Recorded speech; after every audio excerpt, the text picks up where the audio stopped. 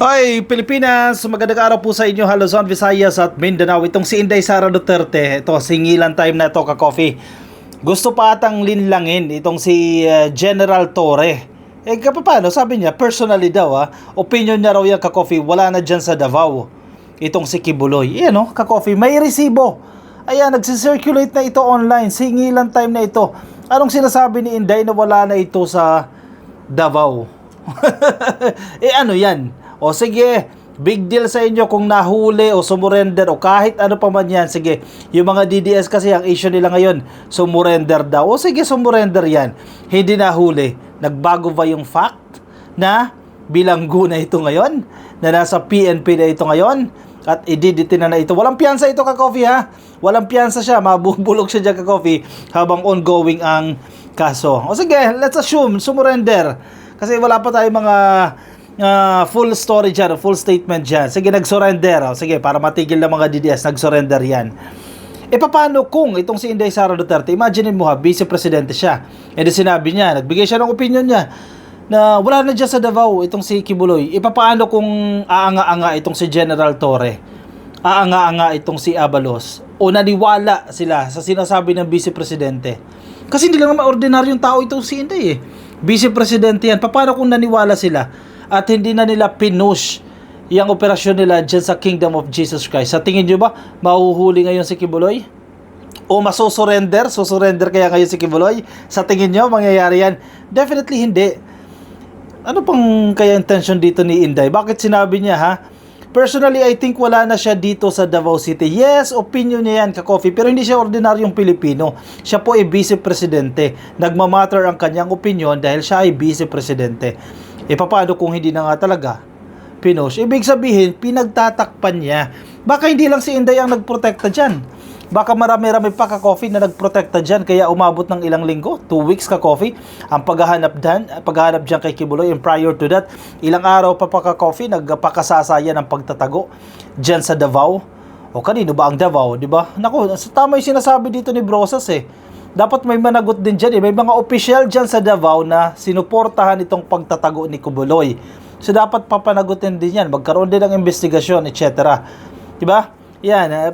Darating din tayo sa puntong yan. Buti na lang hindi sila nagpadinlang dito sa ginawa na ito ni Inday Sara Duterte. Ito, latest ito, ka-coffee. 17 minutes ago, ka-coffee. Itong balita na ito. Sinasabi nila, kasi ang gusto nila, hindi bigyan ng credits itong si General Torre. Uy, mahiya naman kayo kay General. Siya ang nagpakahirap dyan. Tapos sasabihin nyo, sa AFP naman daw sumuko, sa ISAF naman daw sumuko. Regardless, kahit kanino pa sumuko yan, sino yung naging dahilan ng pagsuko niya?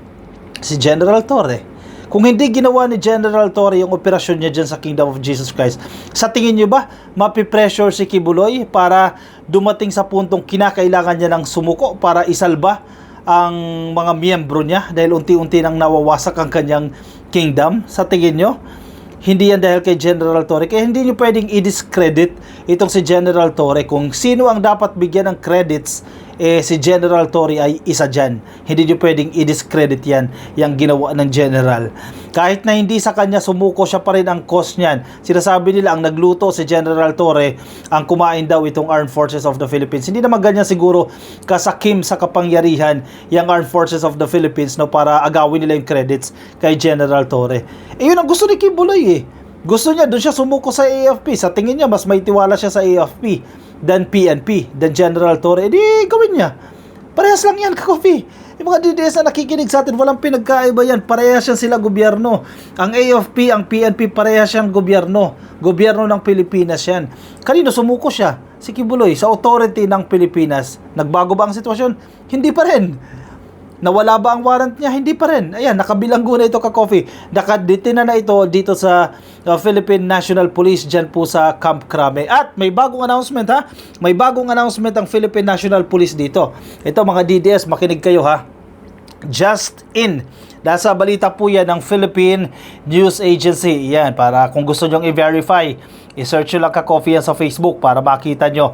Nasa balita po ng Philippine News Agency, Apollo Kibuloy and his 4 aides, all with warrant of arrest, are already undergoing booking procedures confirmed by PNP spokesperson Colonel Jean Fajardo in an interview dyan po sa Camp Crame sa Quezon City ngayong araw po ng linggo. Ngayong hating gabi ka-coffee, alas 11 na po ng gabi, alas 11:30 na po ng gabi, kinumpirma po yan ni Colonel Jean Fajardo.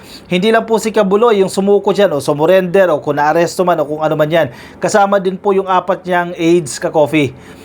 Fajardo said they were informed of their rights. She added the 5 are in good condition except for elevated blood pressure. Uy, may umangat ang blood pressure ka-coffee. Sino kaya yan? Kasi usually ganyan yan eh.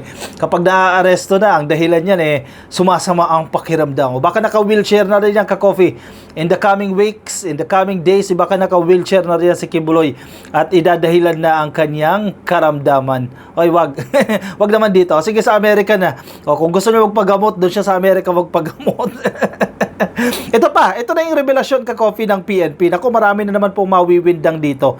Lalo na po itong mga DDS sa announcement na ito ni Fajardo ng PNP. Sabi niya ha ka-coffee, Fajardo said, the police, makinig kayo ha, the police, hindi the army, hindi the military.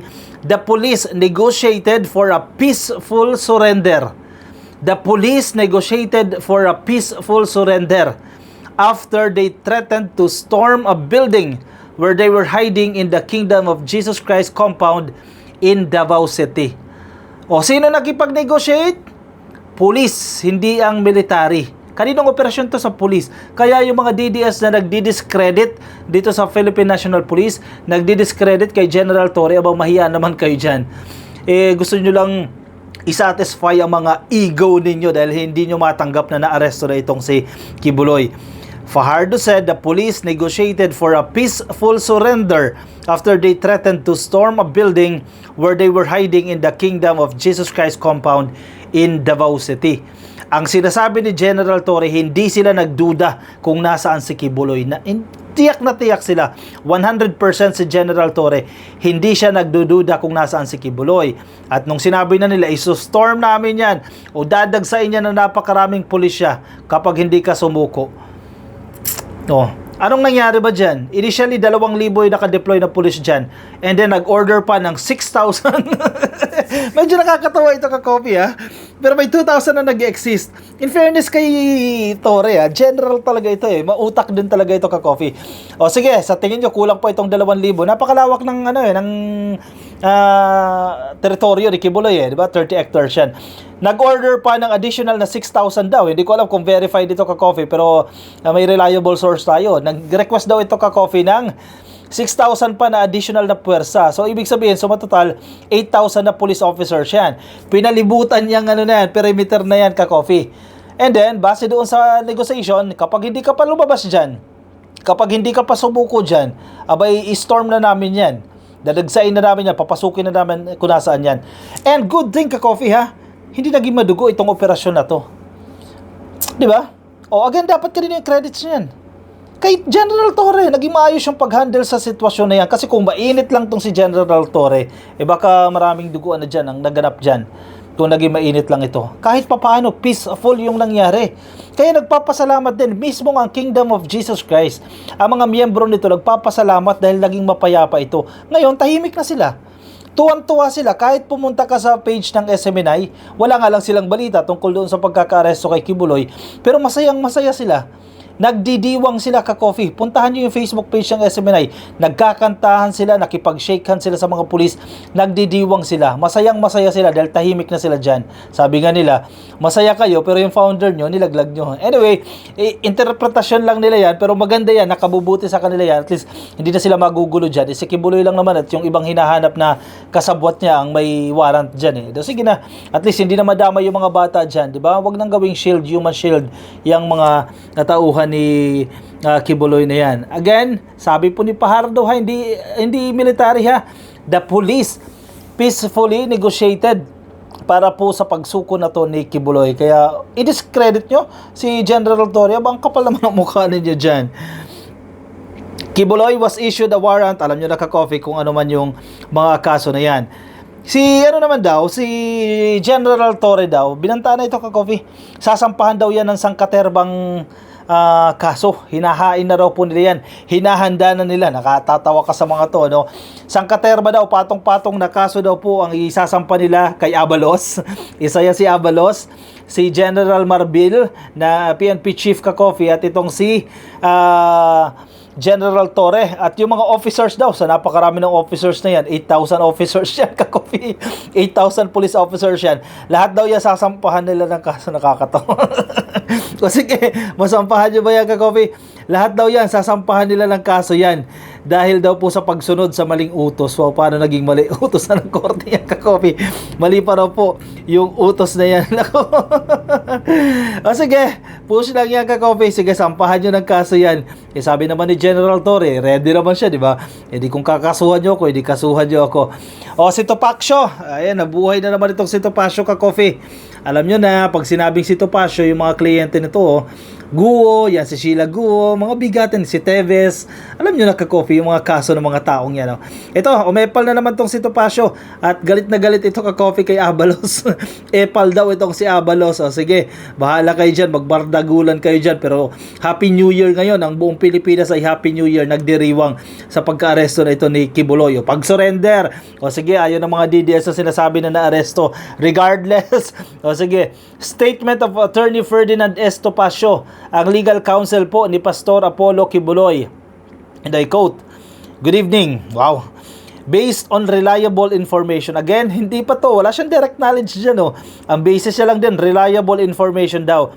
Our client, Pastor Apollo C. Kibuloy, voluntarily surrendered to the Armed Forces of the Philippines. Specifically, the Intelligence Service of the Armed Forces, o itinatawag nating ISAF. Hence, was not arrested. Botlogs din itong si Topacio eh. Bakit ka susuko kung sa tingin mo may laban ka? Kaya ka sumusuko dahil wala ka ng laban. yun ka-coffee.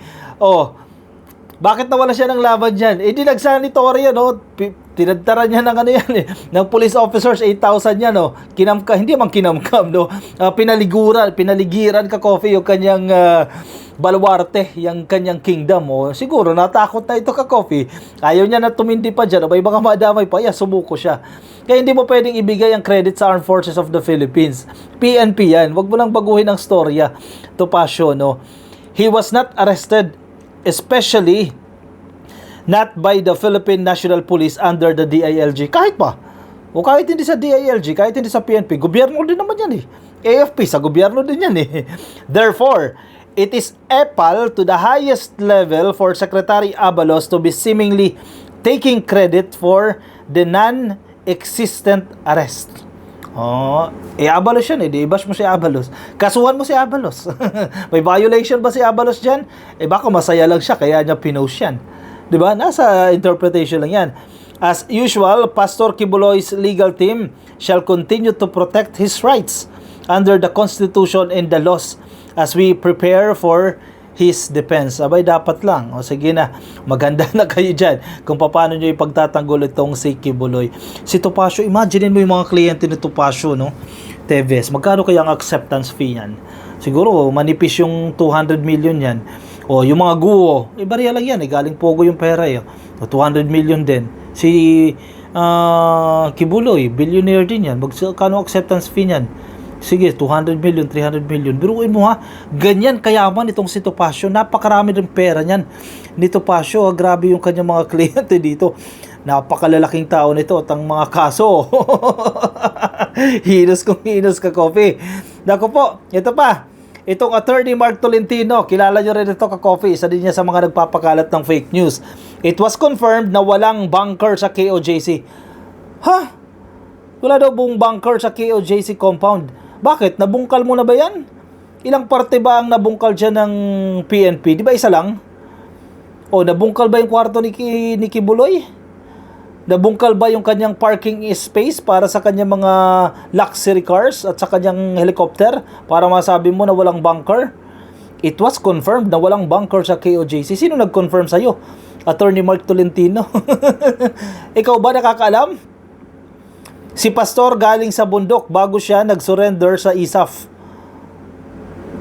Ano naman?